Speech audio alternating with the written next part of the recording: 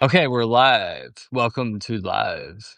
I would say Saturday Night Live, Tuesday morning live on Substack. But yeah, I was saying yesterday morning, I was like, I was talking to a client and we were going over, you know how everybody always says we're the sum of the five people we hang around with the most. But what does that mean? So I went into a longer explanation, but there's ways to figure it out. It's like you always have to start like what are my goals? What's my vision? What am I doing? And then are these people in my life helping me get there? If they are, keep hanging around with them. If they're not, stop hanging around with them. And Yeah. then there's an exercise we do. There's a tree. It's called the friend tree, right? And Huh. you draw a tree with five branches, write down the five people you hang around with the closest. It could be your friends, family, coworkers, whoever, and then write five feelings associated with each of those, and then check it That's out and be interesting. like, yeah, it's a really effective tool, and Huh. it helps you like filter out the crap in Yeah. your life. But Yeah. anyway, How I'm many people? Dennis. Oh, go Joel. ahead. Yeah. Yeah. I was just gonna introduce Joel and me because nobody knows who I am. I just started here on Substack, but you're like one of my Substack heroes. So we're just having a talk this morning. No, man, I've been looking forward to chat. And now I love that example that you just brought up. I don't know how many people just go through life and they have no clue what their goal is. They're just they've never taken the time to think where am I heading? It's Yeah, just one day at a time. it is. And there's that book. It's like if I don't know where I'm going, I'm gonna end up someplace else. You Yep. don't even have to read the book. Like it tells you, like that's it. Where am I going? Look at what's my goal, my vision. I've talked about this. I mean, this is really like the basis of all my coaching. And it doesn't matter if you're talking about relationships, Yeah. business, money. It's like you have to define your goals and visions and then you reverse engineer them. You kind of put those together. But if you don't have it, then you end up binge watching Netflix and doom scrolling and eating when you're not hungry and getting stoned or drunk or something like Yeah. that. Yeah, I talk about So that. I talk about that often. You just can't drift to success. I mean, there has to be a plan. Some people will yeah, strike gold and they just happen to buy a land somewhere where there's a petroleum field under it. But I mean, for most of us, we have to be strategic to get to where we want to go. We're not just going to drift exactly to where our goal is.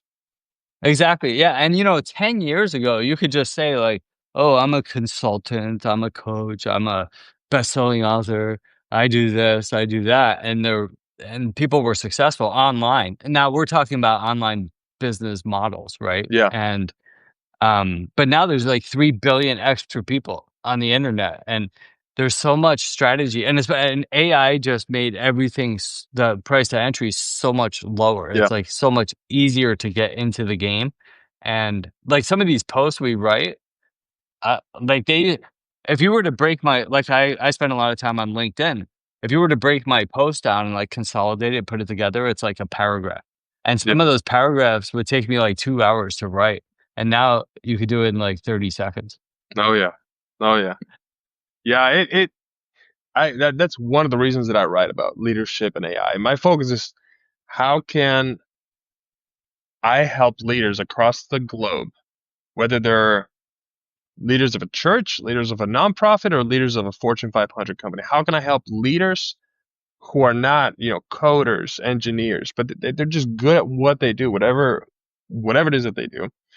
How can I help them through AI to maximize what they're able to do?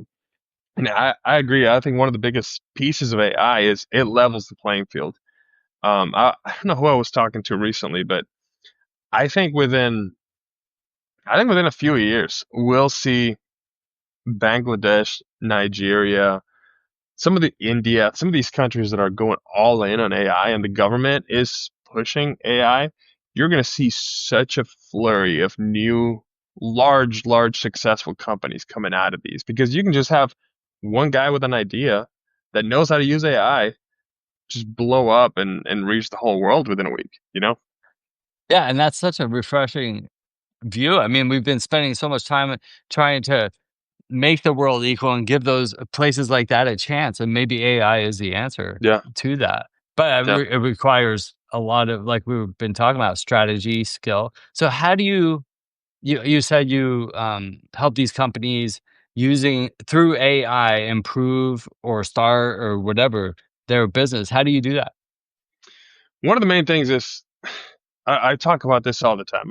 There's two kinds of AI use in my mind. There's lazy AI use, which is we see it on Substack all the time. You can just tell Substack wrote this entire post from start to finish. It's lazy AI use is, in my mind, you sit back and let AI do whatever you're good at. And what happens is those are the first people that are going to get replaced by AI because you're not developing any skill. AI is just doing your job for you. And the other part is strategic AI use. That's the one where I know what I'm good at. That may be calling customers, that may be networking, that may be building relationships, that may be speaking. Use AI for everything around that so that you can spend 80, 90% of your time on that one thing that you're really good at. And especially for nonprofits, one of the things that they can't just go out and hire 10 social media people, but they can hire two people who know how to use AI well and produce the output of 10 people. And that's what I keep seeing over and over. Um, Good AI use melded with talented humans can just do so much. Mm. Yeah, that's so true. Yeah, and that makes the competition fierce Oh because yeah, it really does. So yeah, you those that are adapting now and adapting and adopting now are really going to have a huge advantage in the future. oh yeah, And playing catch up is going to be really tough. But I yeah. And it gets I tougher every week, man.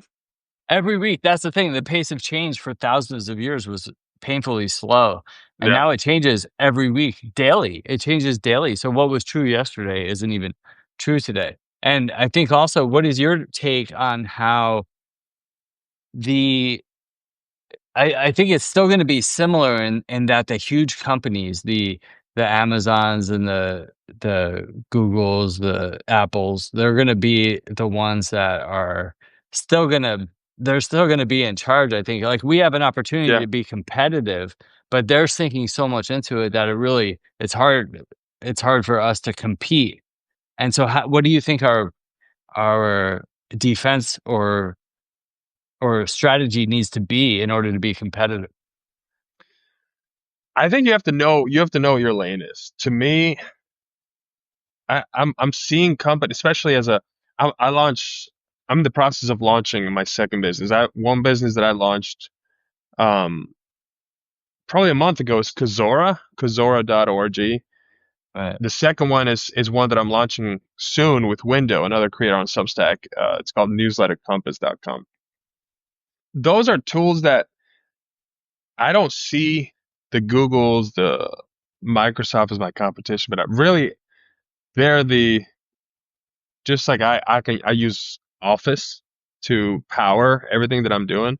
I'm using I personally like Anthropic, so I'm using Anthropic to power the backbone. So I feel like my competition, I'm seeing it as other companies that are doing a similar thing that I'm doing. I just have to be able to out strategize them because we all have Mhm. access to the same tools. But I honestly think that 80% of people who use AI use it to about 10% of its capacity. It's very Absolutely. few people that have gone beyond to where they understand this is how it can essentially turn my skills into a superpower by boosting everything that I'm doing. And I agree with you. I think within 5 years, or even less maybe, you're not going to be able to compete with somebody that is supercharged with AI. Just like good AI use, not just, hey, I use ChatGPT a couple times a day. Yeah. There's a difference. Just because you say you use AI, I mean, there's such a wide range of what that means. It is, and I think that right now, it's still fairly narrow compared to what it's going to be, like Yeah, that range, because right now for, you know, the 99% of us little people with that who aren't data Yeah, scientists. It's yeah, like um, it's LLM. That's the most of it. It's a ChatGPT, Gemini, yeah, Claude, Anthropic. Like these tools are really, for all intents and purposes, that's AI right now. We're not robots aren't doing our dishes yet, and the Terminator's not here yet. It's like the robots aren't taking the world yeah, over. Everybody talks about that on social, but for right now, it's just that. But those yeah, things are coming, yeah. like those things that I just mentioned. The world's changing, and we are going to have robots doing the dishes and things like that. So the companies and the people that hop on board now, I think, my opinion, something I talk about is that there is no more really unique value proposition. There's Yeah. competitive value proposition. There is. It's hard to be unique right now because I mean, everything is so commoditized. That's what AI did. It commoditized information. It commoditized a lot of things. So, in my opinion, the best defense is really like a strong personal brand or something that people connect with. And that's why I think we're doing on Substack, on LinkedIn. That's what I do on LinkedIn. Like we built a personal brand that people trust. And then that's going to be in our AI automated world, our best defense against all the AI automation. People still need a human connection. Oh yeah. Oh yeah. I think that's gonna. You know how people will pay.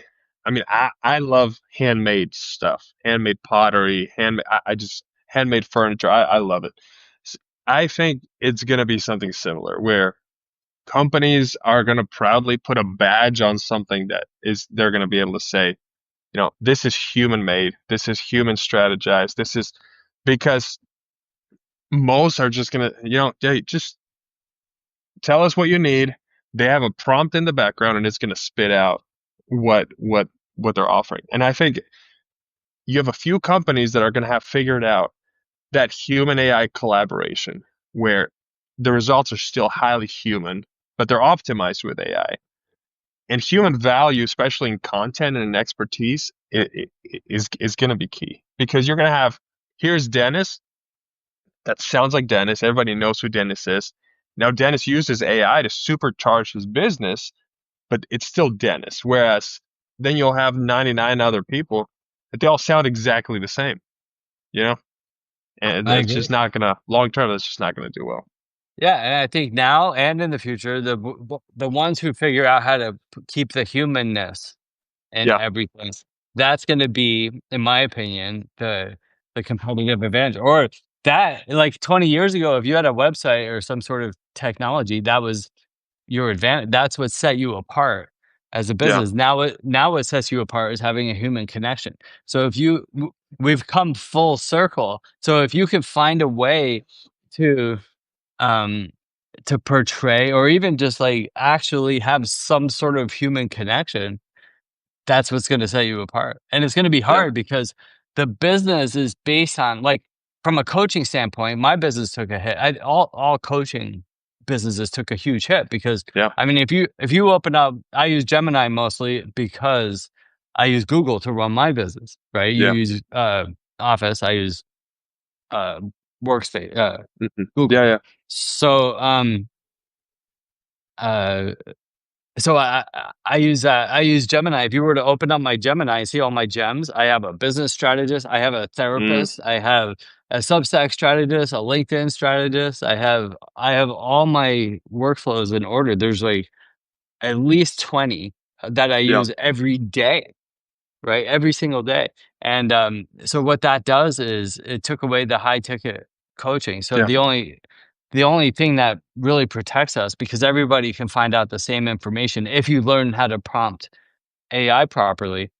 Um, so the only defense against that is that personal, yeah, that connection. So when they say, "Oh, there's Dennis," like I just got a client last week, $20,000 client. Um, and it's because he trusted me. Like he gets yeah, pounded every day by people that, because I have a big brand on LinkedIn. We yeah, all get pounded in the inbox every day on whatever platform you're on. I get people in Bangladesh telling me they're going to fix my brand and they have yeah, 500 yeah, yeah, yeah. followers. No, I Yeah. get 20 of that every day. Yeah, Yeah. So the brand, like he trusts me because I had a brand. So that is really our defense. So we need to use AI to be competitive, to also have the volume to stay competitive and good quality, high quality content, but have that face associated with it. I don't think that, in my opinion, I'm curious to hear yours. The faceless accounts or the cartoon image instead of like a real person, I don't Yeah. think that's a good advantage. What do you think? Yeah, I mean it's cute, and but yeah, people want to know they're dealing with another person.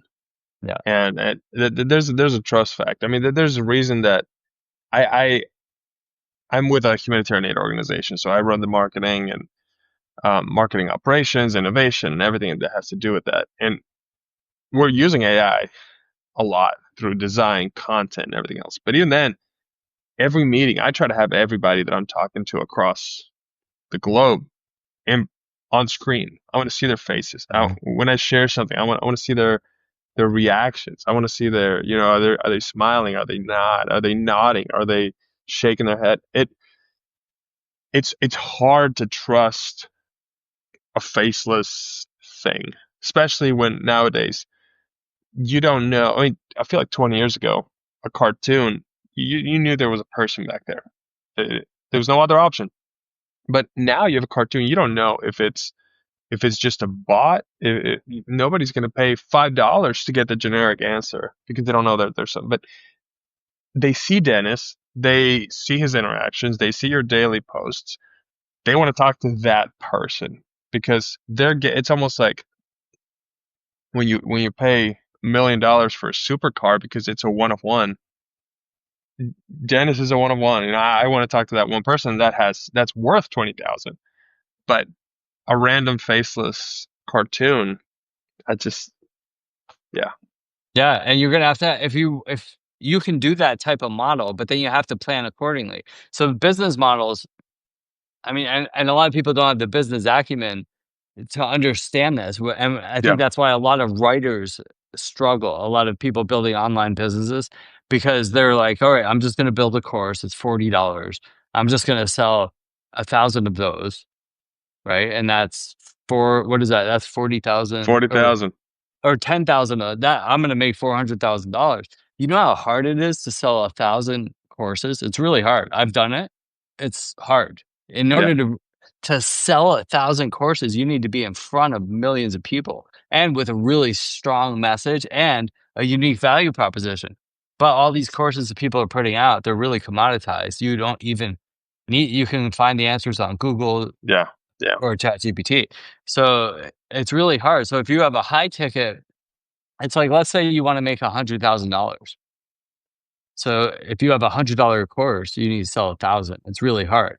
Or if you have a high ticket item, let's say you have a $5,000 coaching service or whatever, now you have to sell 20. Both are yeah hard, but you yeah need to think what's possible. hmm And building a personal brand, having that human touch and interaction with people really is what makes the higher ticket more possible. It's nice. Look, yeah it's the dream in order to be able to put out a $20 SaaS that 1 million people buy. That's the dream.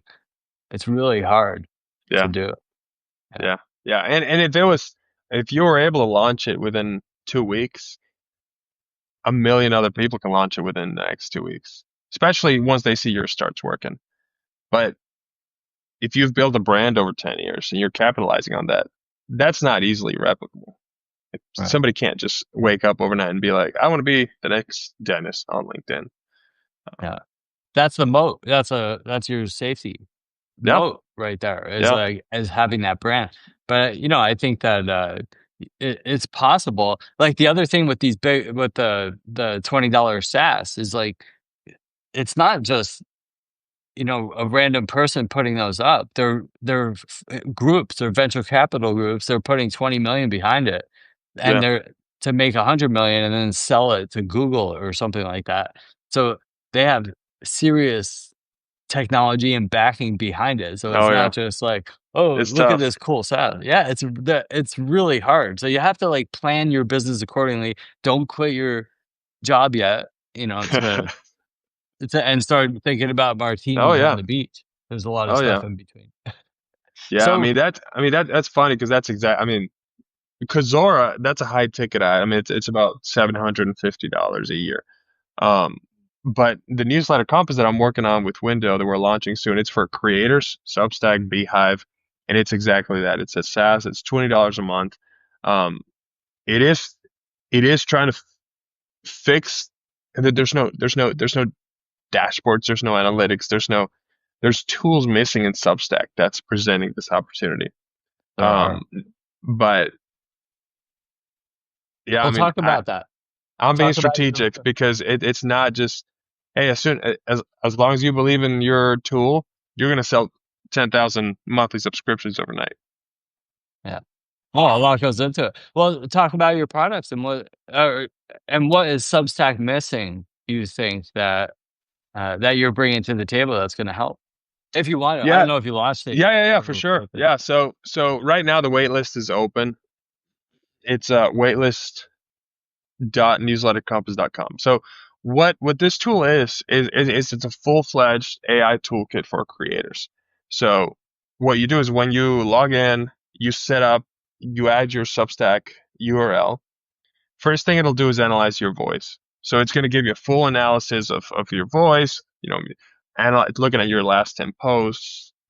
What do you sound like? What's your Yeah. focus?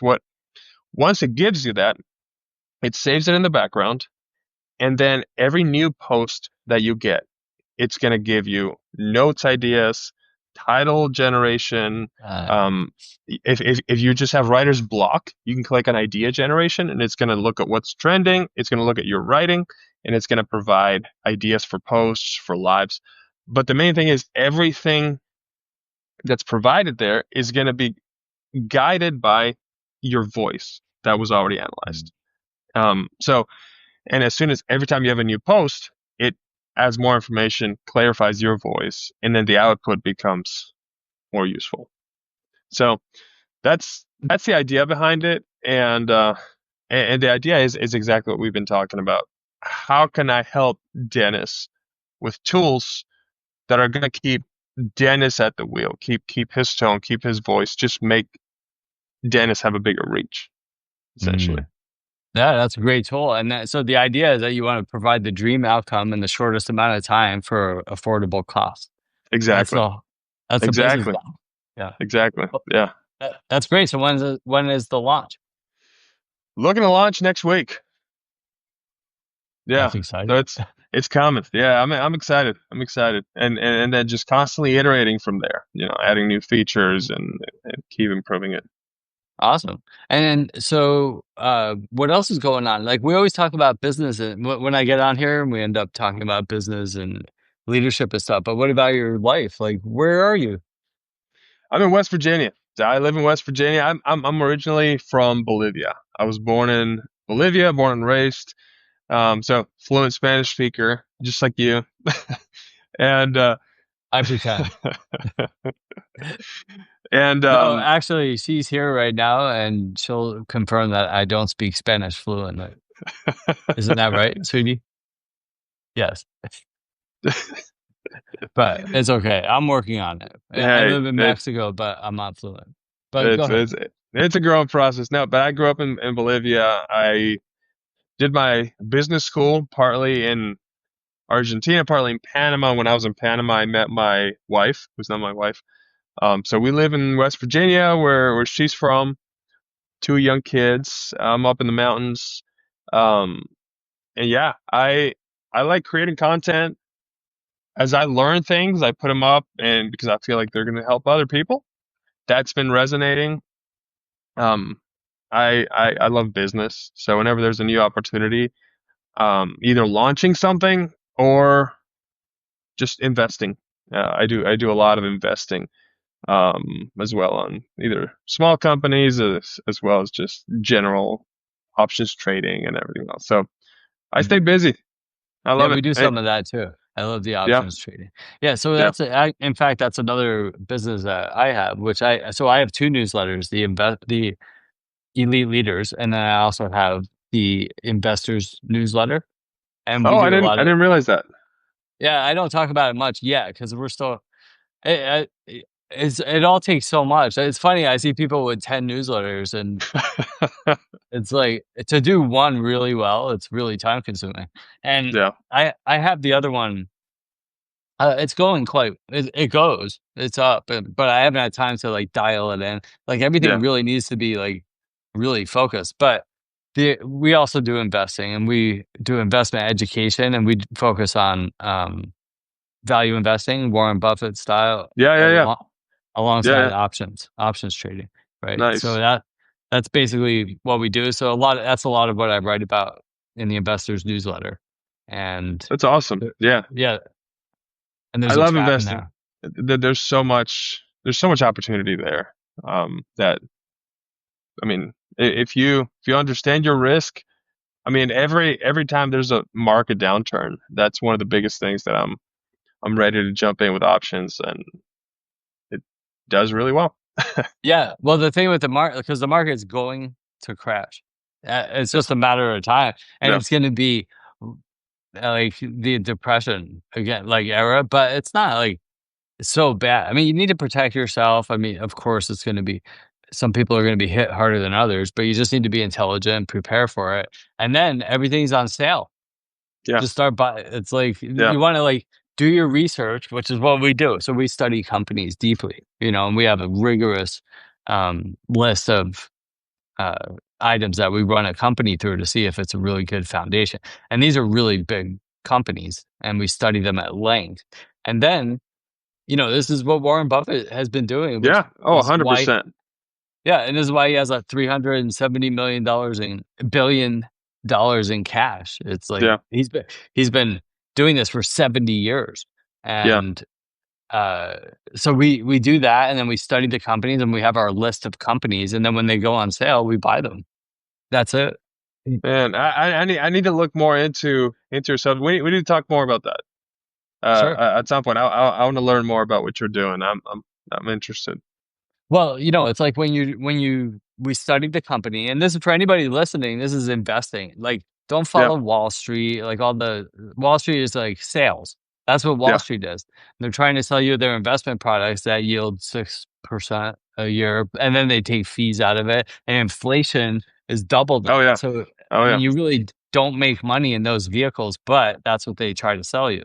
That's all Wall Street is. And then they're chasing trend. They're trying all these tricks and everything.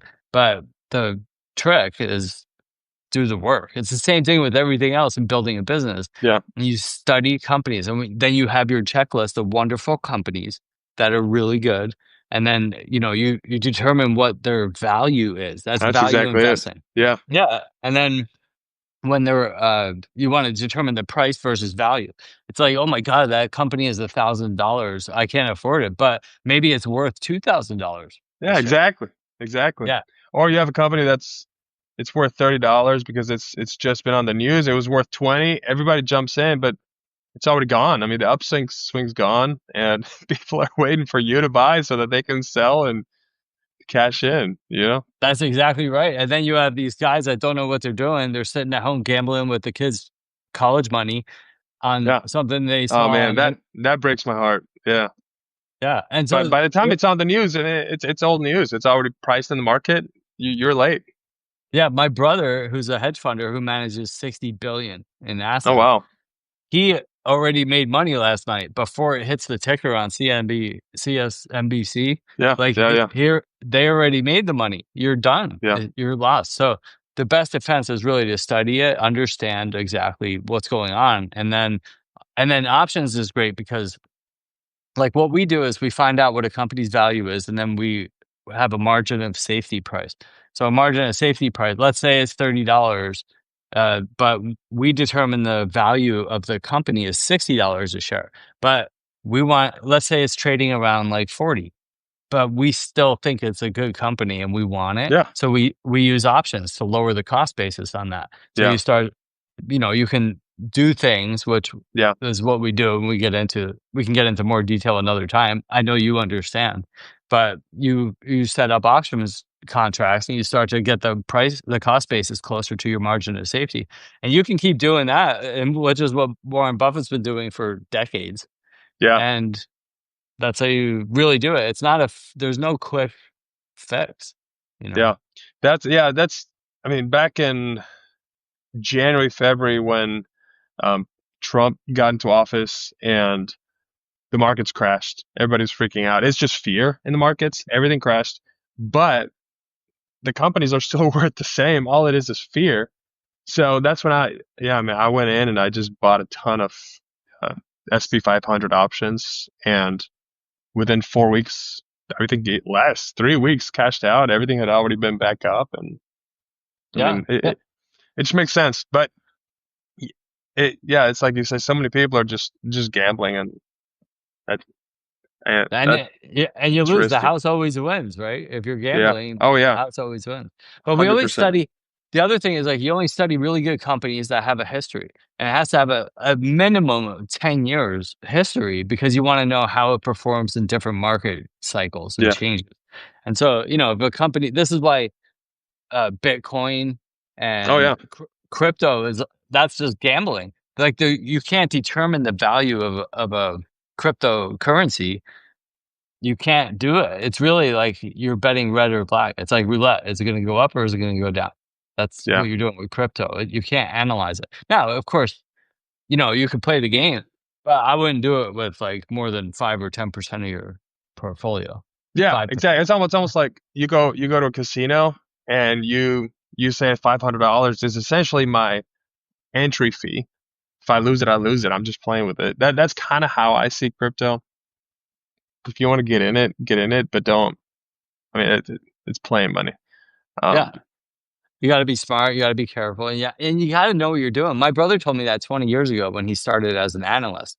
And he's like, if you don't know what you're doing for investing, it's like you pay somebody to help you do it. But then, even then, it's like you have to. Who are you paying?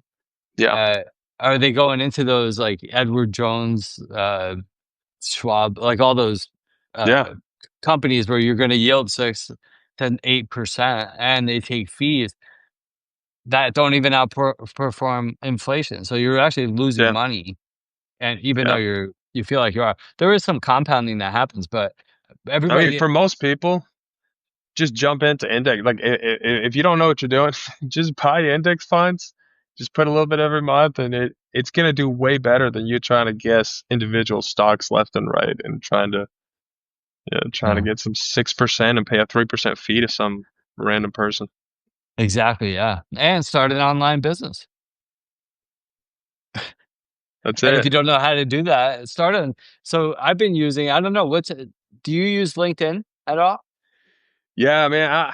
I need to learn from you on LinkedIn. I've never really focused on it. I focus on Substack, and Substack has done really well for me. But LinkedIn, I I need to learn your tricks.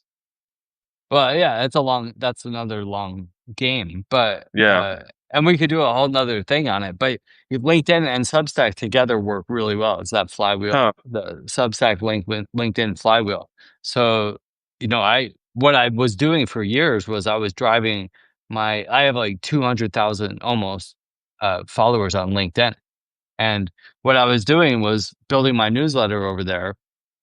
Um, and then also from there, you send people like when you're writing social media, it's not just to write a cute meme, it's to be we're a creator. There's Yeah. really only like 2% of the 6 billion people a month on social media are real creators. Like we're Hmm. Yeah. creators. You create content to drive a call to action, whatever that might be. And sometimes it's like I'll do it if I'm running a master class or a course or whatever it is. But a lot of times I was trying to get people into my newsletter. So I have a good sized newsletter, but not on Substack. So I put a small list. I just uploaded a few thousand people from one of my lists onto Substack. And but now what I do is I get people from LinkedIn. I don't even send them to my website anymore. I send them to Substack. And Huh. so, because I really think, in my opinion, in talking about stocks and projecting the future, my opinion is Substack, like the growth curve, it's like a hockey stick. It went up like insane in the last just few months. So now they're up to 35 million plus accounts. Oh Who knows man. how? how many are really active. But I think, in my opinion, in the next Wow. 5 years, it's going to be 350 million. That's my, Huh. I project it. Yeah, that's Yeah, my that's opinion. awesome.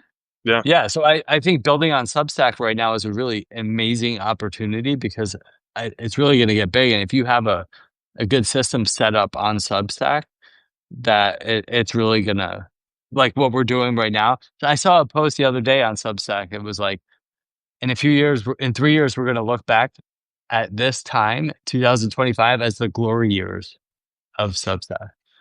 You think I so? believe that. Huh.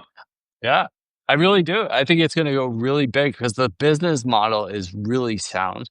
It's Yeah. not a newsletter; it's an experience. You're creating like, Yeah. it's a website. It's Oh yeah. Oh yeah. Yeah. your your whole business with people. They provide you all the tools you need to build your business and millions of people to find you. So it's an amazing business model, and I think more people I know. So I'm connected with all the biggest creators in the world on LinkedIn, Yeah. and a lot of them are starting to hop over. So Yeah. it's gonna be a big So, growth opportunity. do you have a newsletter within LinkedIn as well, or do you just post on Substack and then link that post in LinkedIn? Both. So what Okay.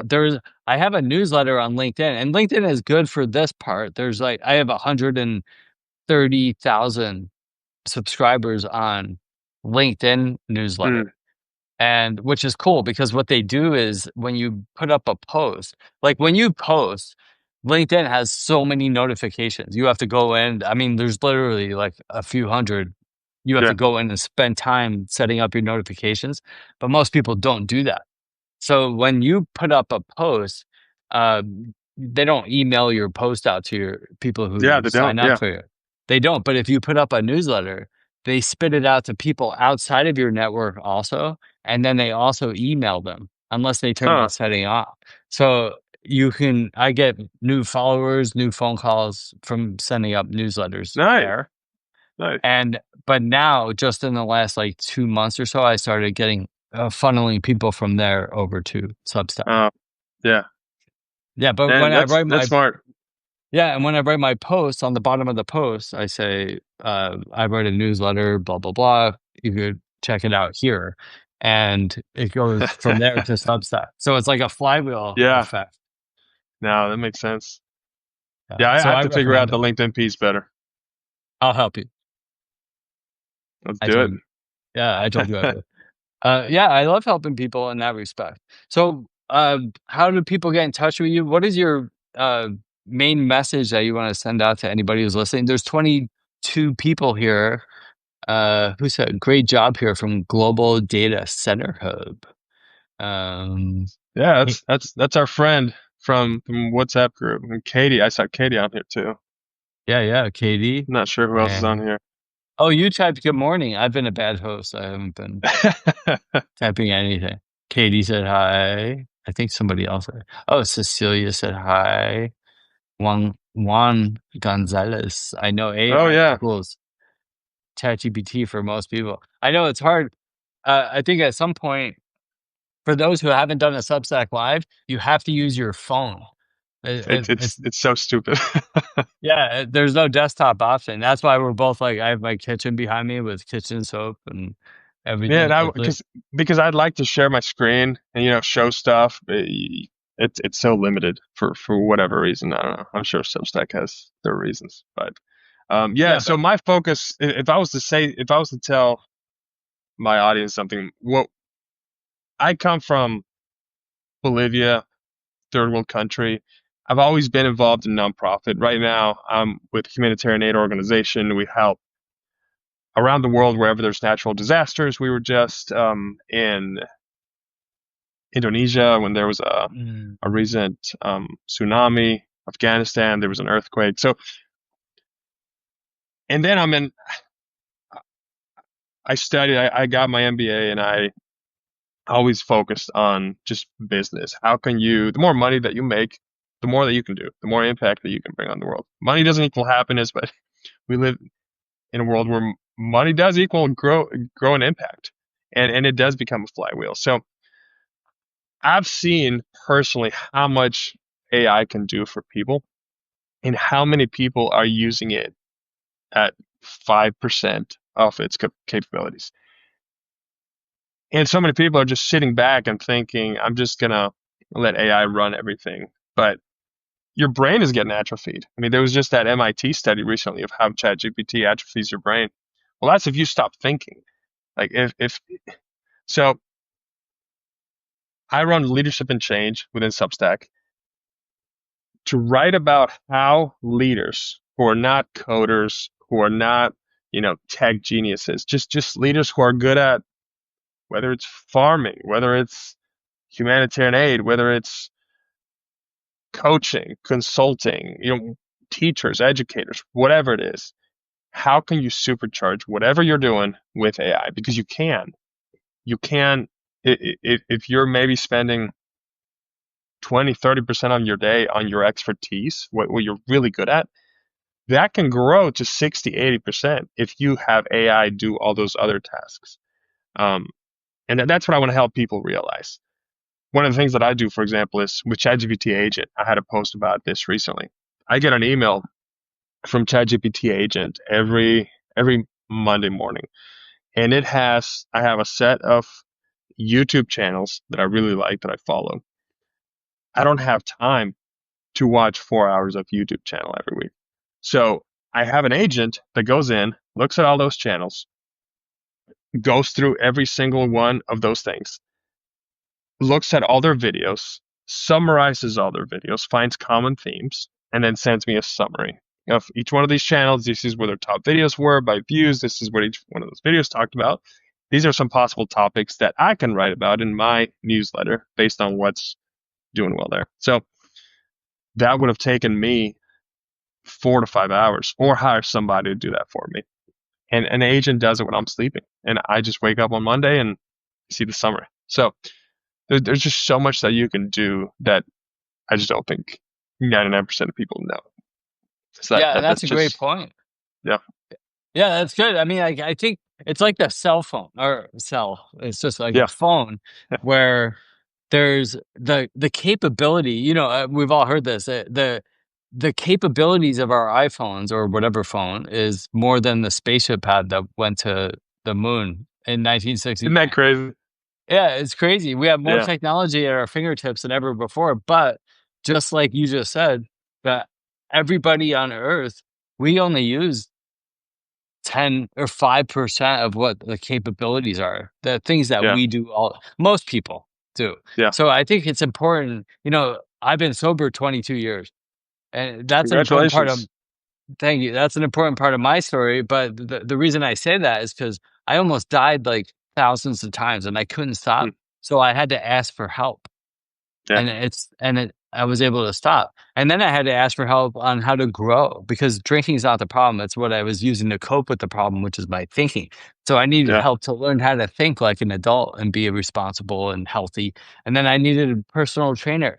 And then yeah, I needed business coaching and I got my business degree. And I always had mentors and coaches along the way. And I was taught have an expert in every area of your life. We were taught to, like, just figure it out, don't ask questions, we have to be strong, be and that's so tough. And stupid. yeah, yeah, Yeah, it was like so you're young too, like, I'm 53, and back then, we didn't have, Waze, Google Maps, it was yeah, like we had to know how to get places, and we would get lost, and the stereotype was that men wouldn't ask for directions.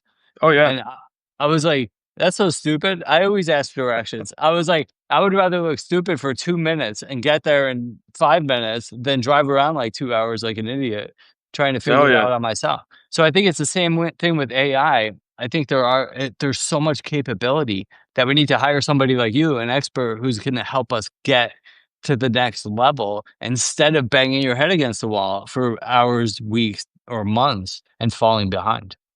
yeah. No, that's exactly it. I mean, it's understanding return on investment. If you see that if there's something that's going to help you for the next decade to stay relevant, even let alone succeed, I mean, you're just not going to be. I mean, I'm in the nonprofit circle. People are fighting AI tooth and nail. because they think it's either human or AI, and once you use AI, you're pushing away humanity down a cliff. But I am sorry, you're not going to be able to compete in the world without taking advantage of AI. You're just not going to be able to compete. It's going to be like trying to run a small business with no website and no social media. You just can't do it. I mean, you're going to be reaching your family and cousins and friends, and that's it. Yeah, so you need that. I mean, like that's a great opportunity for people that are like, how do I make money with AI? Be an AI consultant. It's Yeah. like because there's tons of people. Everything you just described about the nonprofit, it's in every business industry. There's people that are fighting AI. It's still like, oh, well, maybe the cell phones won't stick around, or maybe I don't know if this internet thing is going to work. Yeah. It's like Yeah. you need to embrace change. That's what happened with taxis. When Uber came out, the taxi companies Yeah. spent like $10 billion fighting Uber when what they should have done, because they owned fleets of cars, they could have spent 1 Oh. billion Oh my and goodness. created a competitive business model. Instead, they all went out of business and Uber Yeah. crushed them, because all that is the world changing. You need to embrace change, Yeah. or you're going to fail. And that's what Yeah. happened. And Yeah. AI No, is that's exactly it. Yeah, it's not going away. AI is like here. It Yeah, something that I really like. I wrote this article on Monday. It's what I call the leadership triad for soft skills during AI. So I have innovation, creativity, and adaptability. If you yeah, have these three skills, you're gonna do fine. You're gonna do well because you're gonna be able to innovate. You're gonna be able to adapt. You're gonna be able to pivot, just like what we're talking about taxis. When things change and opportunities change, you're gonna be able to jump on them because you know your success is on your why. It's not on getting to the why in my way, but it's I just want to get there, whatever the best way is. And then third is creativity. And I'm excited for yours to come up because I got three of what I think are the top voices on developing these kind of skills. I have the famous Dennis Berry. I have um, Angelise, and um, yeah, there are going to be three posts coming up over the next 3 Thursdays. You're featured in one of them, and we're just going to be sharing how can people develop these three soft skills that are going to help you succeed in the age of AI. I'm excited yeah, for that to come up. yeah. I mean, it's such an exciting time, and I think that most of the people that we associate with understand that. So what we need to do is find a way to reach the people outside of that. And I have groups that I run. I have group coaching uh, Yeah. programs. I also my elite leaders group, and some of those might be listening here. And I've had groups that I put together over the years, and I built relationships with those people. And some of those people are struggling with learning Oh AI. yeah. But here's the thing. Do you know why Apple is so successful? It's because they took a really complicated thing. Like if you remember the old clunky phones and everything like that, Yeah. like the technology was really hard, the batteries didn't like all these things. And what Steve Jobs did, and the other people involved, what they did was they took all this complicated computer stuff and they made it simple. Yeah. That's why it is what it is. It's simple. Like Yeah. they were really smart in order to figure it out, but you don't need to be. And it's the same thing with AI. You don't need to be a data scientist, Yeah. computer software developer to figure out how to use it. You just need to like open it, be creative, stop uh doing watching TikTok at the same time, and like focus on what you're doing and say, all right, you can, and let's walk through some of the prompts, how easy it is. It's Yeah. like, all right, here's how I start my prompts. I used to say, write me a post. Now I say, um, I, I prompt it like this. Let's say, I needed a new funnel for one of my business things that I'm doing. I said, all right, I'm creating this new funnel. You're an expert marketing Mm. copywriter with 30 years of experience working for billion-dollar enterprise level companies. Ask me 10 questions that you need in order for me to achieve these goals. And that's how I started it. Yeah. And and it just asks me questions and it tells me what to do. So is that how you approach new strategies? Yeah. Oh yeah, yeah. I mean, one of the biggest skills that I think AI tools have, LLMs, and any of the tools that you use, ChatGPT, Gemini, is they have seen, I mean, coaching courses and every PDF on growth, and you can just say, "Tell me what to do," and it'll tell you, and it'll strike your ego. Or you can say, "Hey, this is what I'm thinking. Like, plug holes in it. What am I missing? What other questions do I need to ask to figure out how to get to the end goal?" And it does an amazing job at that. And it gets you to come up with the answers. It asks you questions that you don't even know how to ask, and then you start going to a different direction. That's huge to ask for it, to ask questions. I think that's one of the most unused prompting strategies. It really is, and I think that it's such a good point too because what you said earlier, like 45 minutes ago, is like people or whatever you say, you saw like how AI is making people lazy, Yeah, and it is for the people that don't use it this way. It's not. exactly. I think a lot of people are just taking whatever answer spits out as face value. That's lazy, Yeah, right?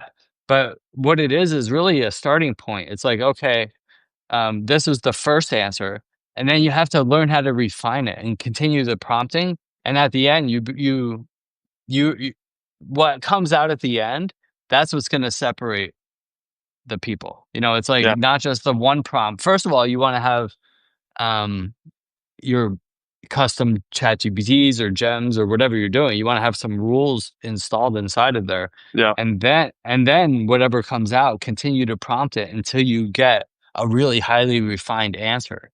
And the fact that we have access to that kind of technology is insane. yeah, yeah. No, I agree. One of the like if I had one closing comment, Oh yeah, and we this need is to something close it. I tell people all the time, is if you're wondering whether you're using AI well or not, look at 6 months ago or a year ago. Look at where you were. Look at where you are now. Are you are you better skilled at whatever it is that your expertise is? Are you better at it or worse at it? Are you have you thought critically over these past 6 months of using AI or less critically than back then? And that's going to show you AI is either replacing the right things or the wrong things. You Yeah. should be getting more skilled. AI should be opening room for you to focus on what matters most to you. And if that's not happening, you're just not using it right.